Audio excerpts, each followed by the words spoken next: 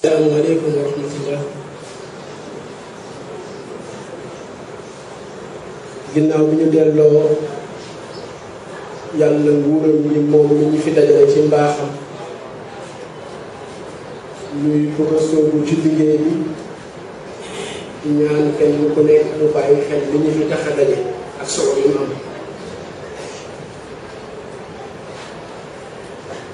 ginnaaw bi ñu soxna Anta Mbàkke ñaanal ko yàlla ci barke maamam lu mu mës a ñaan lu nekk yàlla na ko suñu jotaay bi. su ko defee madame le maire yow la ñu jox nga ubbi élu local da nga fi wuutu sa naataangoo élu locaux yu Thiès yëpp waaye wuutu waale fi élus locaux yi nga xam ne ñoom la fi seen ay jaboot daje su ko defee ñu jox la nga ubbi ñu mën a sóobu ci liggéey bi bismillah. lii bu ñu ca kanamee yëpp dinañ xam ne liggéey moom tasale nit ñi nekkuñu di taasu nekkuñu di teewu nekkuñu di def liggéey dafa ñu ko takk seen sër di tax di teg nag ñàkk te ñàkk moom jigéen la ko war a gën a mën a xeex góor ndax ñoo yor njaboot gi ñoo nekk ci kër yi góor ñi jigéen da daan jàppale jigéen léegi jigéen ñi léegi góor ñi ñooy jàppale jigéen ñi ndax jigéen ñi jiitu ci lépp mën yàlla nañu ko yàlla def kon nag maa ngi wax ni liggéey bi commencé na ñu ubbi ko ci jàmm ak salaam yàlla nañu ko tëj ci jàmm ak salaam man Maka Fall laa tudd représenté fii presque comme ni ko sama caamin Abdourahmane waxee léegi lépp luy élu local parce que ñun ñëpp benn la maa ngi nekk Thiès Est maa ngi nekk Diouf benn dëkk yi Thiès Est maa ngi koy yor planification ak formation. maa koy coopération décentralisée teg ci itam yor autonomisation ci Thiès Est ci comité consultatif des femmes nekk président bu GIE la réussite kon nag ci biir loolu bi laa bokk ci seen biir laa bokk jigéen ñi femme de développement comme yéen jigéen di liggéey moom la ñu liggéey casquette bi indi fee lañ ko teg ak suñu digg di liggéey pour lu jëriñ jërëjëf.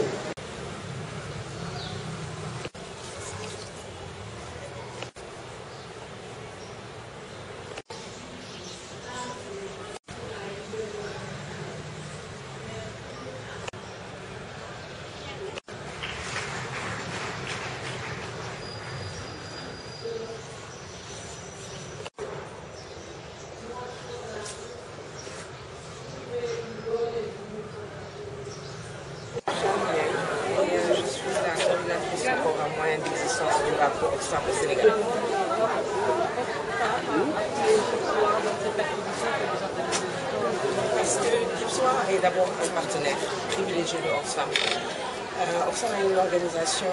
internationale non gouvernementale qui privilégie les partenariats avec les organisations nationales et les organisations communautaires de base. Et c'est pour ça que notre choix s'est porté sur Dipsoir, qui est en partenariat avec nous depuis quelques années déjà, dans tout ce qui concerne la lutte contre l'injustice sociale et les discriminations faites aux femmes. En fait, notre mission à nous, c'est de pouvoir autonomiser les femmes, notamment les femmes rurales. Donc, en l'occasion de la célébration des Journées mondiales de la femme rurale, de l'alimentation et aujourd'hui de la pauvreté, on a jugé tout à fait normal de pouvoir s'inscrire dans cet événement qui regroupe plusieurs régions du pays, donc plusieurs zones agroécologiques du pays, ici à Thiès. Et ça, on le doit à Dipsoir. C'est Dipsoir qui est une organisation qui est proche des populations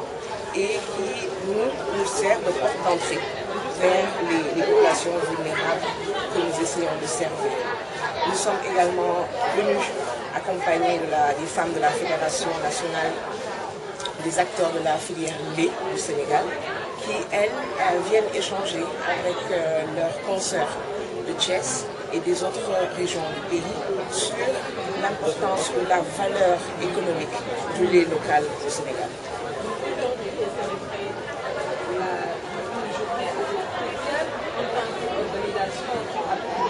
Est-ce qu'on peut dire que dans la zone rurale, la situation de la femme est toujours désastreuse? Que soit elle désastreuse, étant donné que les femmes sont encore en train de se débattre pour sortir de la pauvreté dans laquelle la majorité se trouve. Mais on peut être optimiste dans la mesure où on a des organisations, des institutions, des entités, qu'elles soient nationales ou internationales, qui sont là et qui viennent en aide à ces femmes-là. On essaie de répondre à des besoins spécifiques. Et ce qu'on essaie surtout de faire, c'est de faire valoir la place et la contribution des femmes dans les différents secteurs de l'économie. Et ce qu'on essaie également de démontrer, c'est que ces femmes-là constituent non seulement la majorité dans tout ce qui concerne la production, le secteur agricole en général. Ces femmes-là doivent pouvoir jouir du fruit de leur labeur. En fait, c'est ça le problème. Les femmes travaillent, elles sont les majoritaires, elles sont celles qui se donnent le plus pour sortir leur famille de la pauvreté, mais c'est elles qui jouissent le moins des retombées de ces activités-là. Donc pour nous, il est autant primordial de faire savoir à ces femmes quels sont leurs droits,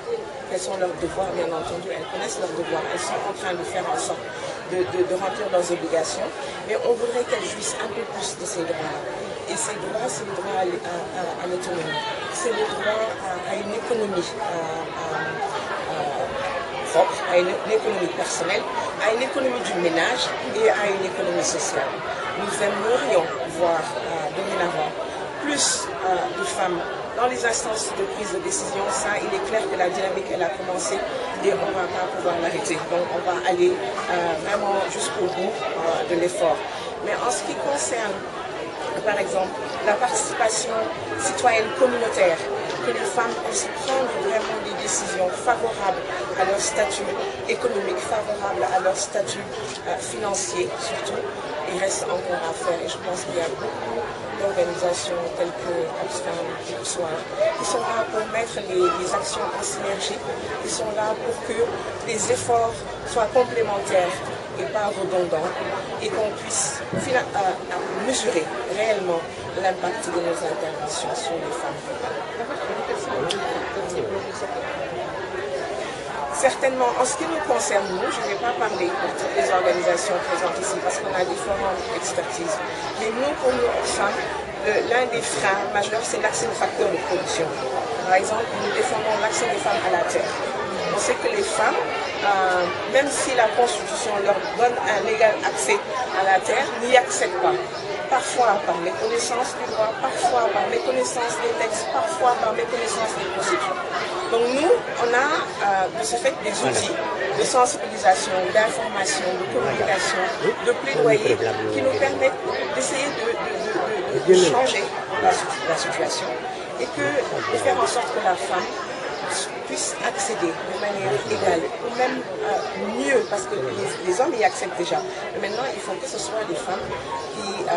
soient conscients de comment est-ce qu'ils peuvent accéder à ce premier facteur de production. En outre, tout le long de la chaîne de valeur, on sait que la femme a des contributions qui ne sont pas toujours comprises, qui ne sont pas toujours valorisées. Donc on aimerait mieux valoriser l'apport et la contribution des femmes dans le développement communautaire, dans le développement local. Et pourquoi est-ce que les femmes n'y arrivent pas? Effectivement, elles n'ont pas accès au crédit, par exemple. Elles ont moins accès au crédit qu'à la population en général. Donc ça également, c'est un levier sur lequel on veut appuyer. Elles ont moins de facilité par rapport également au fait qu'elles sont moins éduquées que les hommes. On essaie de les éduquer d'une manière pragmatique pour permettre à ces femmes-là de pouvoir réclamer de plein droits, les droits qui leur sont donnés. maa ngi liggéeyu Oxfam di coordinatrice de programme foofu tey dama ñëw wuyu si Djib Soir ànd ak yeneen organisation pour ñëw màggal journée mondiale de lutte contre la pauvreté léegi nag pauvreté bi maanaam ndóol bi ñi ci gën a ràññee mooy jigéen ñi léegi nag jigéen yooyu lañu àndal jigéenu Ndakaaru jigéenu Thiès jigéenu Kédougou ak jigéenu Matam foo leen mën a xalaat rek nekk jigéen mën na fa jóge nañu fa tey pour ñëw waxtaan ci seen biir ci naka yan mutuwaay ak yan jumtuwaay lañu am ñu leen mën a génne ci ndóol gi ñu nekk wala di leen mën a woyofal mbir mi ci ndóol léegi nag ñu ñëw fii pour waxtaanee ay instruments yu nga xamante ne lu mel ni ay campagne de sensibilisation wala information wala mobilisation sociale parce que tey bésu mobilisation sociale la ñu ñëw waxtaanee instruments yu nga xamante ne par exemple lu ñuy woowee campagne nga xamante ne jigéen ñi daf leen di may loolu nga xamante ne dañuy seen baat dañ koy dégg fépp ci àddina bi ñu mën a défendre seen intérêt bopp intérêt bi nag mu nekk dañuy ber jigéen ñi melaluñu kenn loxo dañu bëgg rek justice sociale bi gën a am doole fii ci Sénégal jigéen ñi coono yi ñu nekkee xaw leen wàcc tuuti ba pare ñu mën a valoriser maanaam nit ñi xam ne que jigéen am na contribution bu am maanaam ci wàllu développement économique surtout développement économique local ñu bëggoon nit ñi yëg ko nit ñi gën leen ci naw ba pare jàppale leen ci nag ñu ci fànn bu nekk ñu mën leen jàppale ci loolu. am nañu ay leader jigéen yu bari. bu ngeen leen ci participation des femmes dans les instances de décision. loolu gën nañu dooleel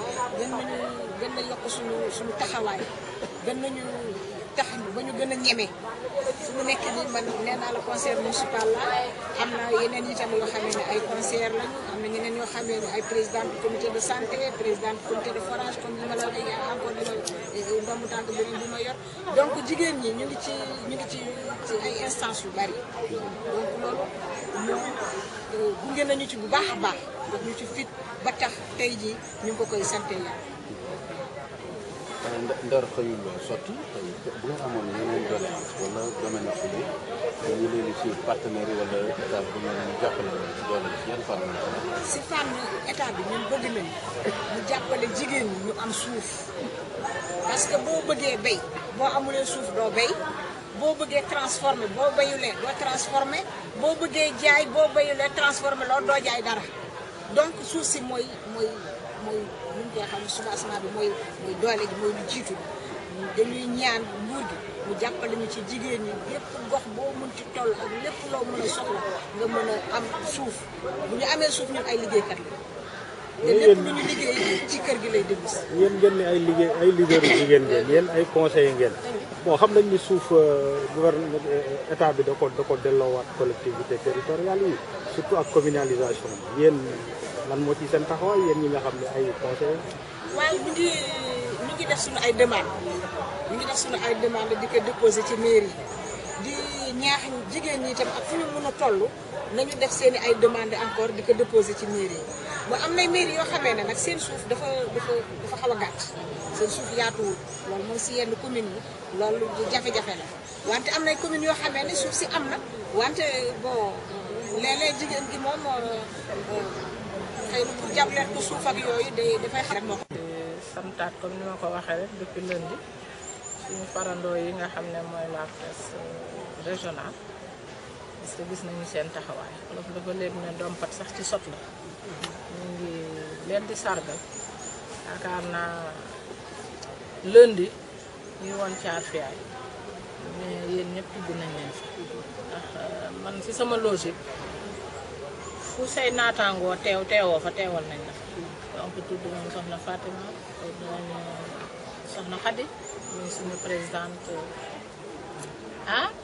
am na ñun leadership féminin participation politique bu ñu gisee suñuy naataangoo ne ci presse bi am fa ay poste de responsabilité dañuy kontaan ñu leen di sant boo xam ne am na fu mu doore amul am te gis nañ ne ñu ngi jàpp ci ñetti fan yi ñu ngi doog a daaneel tey xeetu yëngu-yëngu yi ñu defoon le 15 dañu ne nañu màggal jigéenu kaw parce que àdduna wër bu tàkk démb le 16 ñu daal di def concours culinaire mais concours culinaire bi ñaari aspect la amoon bii dañu def benn concours culinaire digital bii yaakaar naa dégg ngeen diggante ñoon ni ñeeri bu naa pour ñu jógee Matam ak foño bi ñu jógee Dindi Felo ak Kédougou ngeen gis ne Sénégal am nañu ay mets locaux ay produits locaux yoo xam ne plat yi ciy tukkee am na jeexital ci wér-gu-yaram mais ñu xaw a mel ne lu ko du sa topp donc gis ngeen ba man paree xewlu ci xewal bi parce que am na yoo xam ne ñun dañuy wane ne day doon lu baax ñu koy togg di ko jox njaboot bi parce que dañu ne sécurité alimentaire équilibre nutritionnel des familles tey le 17 ñu ne journée mondiale pour l'élimination de la pauvreté xam nga ne ki ñàkk bu amee malade coono dikk na ku ne xam na ne santé dafa xaw a cher kon journée pauvreté bi dafa nga laab yeneen ñaari thèmes yi ba nga xam ne ñu ne tey nañu fi yendu ak suñuy farandoo yu mel ne Oxfam One campagne il faut fuir Africa vaste pour Sénégal ak délégué 11 régions yu gypsoi mais ak suñuy yeneen association sœur yoo xamee ne AFAO mu ngi fi woon forum civil suñu rakk Abdou Aziz gis ngeen ñoom la ak vraiment élus locaux yi nga xamee ne ñun ci biir njaboot gi léegi vraiment dañuy tiitaroo suñu conseillers yi ñu am loolu day doon jeexitalu programme leadership participation mais li wun du yëngu-yëngu ñetti fan yi pour wane ne vraiment ñi ngi fësal suñu lëkkaloo ak plateforme nationale muy PENAFIX bi nga xamee ne ñoom dañu lancé benn campagne léegi mais ñu ngi ko xam Gypsouar xam ñu ci campagne dynamique continentale initiative climatique pour l'accès des femmes à la terre ñetti at yi ñu ci yëngu di ci am nag vraiment ay résultats yu ñu mën a wane ñu ne tey nañu permettre suñu sœur yi ne ci FENAFIX ne ay jigéen comme ñun des femmes leaders mais féete ci wàllu meew mi ñu lëkkaloo suñu doole pour ñaari campagne yi gën a riir au niveau du Sénégal parce que c'est des campagnes africaines donc bu ñu dajee di natt ñun ay sénégalaises la ñu bëgguñu Sénégal kese di rafetlu aussi taxawaay ak jàppale suñu autorité administrative et gouvernementale parce que fu ñu dem pas plus tard que jeudi passé rencontré nañu bureau UAL ñi ngi dalal suñu xel quant à l'accès des femmes à la terre mais comme ni ma koy faral di waxee ñun Sénégal la ñu dëkk am nañu ay valeurs socioculturelles am nu ñuy doxee noo xamee ne ci plaidoyer parce que plaidoyer naxante ba am li nga bëgg donc ci yar ak teggi ami ci slaay ak farandoo yu wér yoo xam ne vraiment ñu ngi ci gis suñu bopp di ñaan yàlla mu jëm kanam. c'est bon. ñoom laay bégale benn taal. yow la ñuy déglu. kon njukkal jigéeni Sénégal ku yàgg daan dooleem la ngir di daw gaay dem ba ana kan bu fajar gi xaree ba ginaar gi sab ba jant bi di bind sàmmandaay bi taaye feeñ kan mooy jóg bëtt lay bi dem na sali teen ba ngir root lu sumbum naan mbaalu màndal jur gi ak njaboot gi xanaa jigéen moom mi ko yeeyoo bi jant bi di fenke ba fi muy lange kan mooy jóg jukkate ka waaxu jëm ca gott ba taxali mbaa ca waañ wa taali mbaa ca gétt ga ratti mbaa ca dàggaja bojji lu ma xalawal njël mbaa janja xanaa jigéen cay jigéen sabu yaa ko sonn yow mi ëmb juróom-ñeenti wooye di boot di nampal di aar ak a fajtal njëkk muy ser ba muy fer sagamkat yemul foofu ndax yow mii di jigéen fu góor xëyee gontonga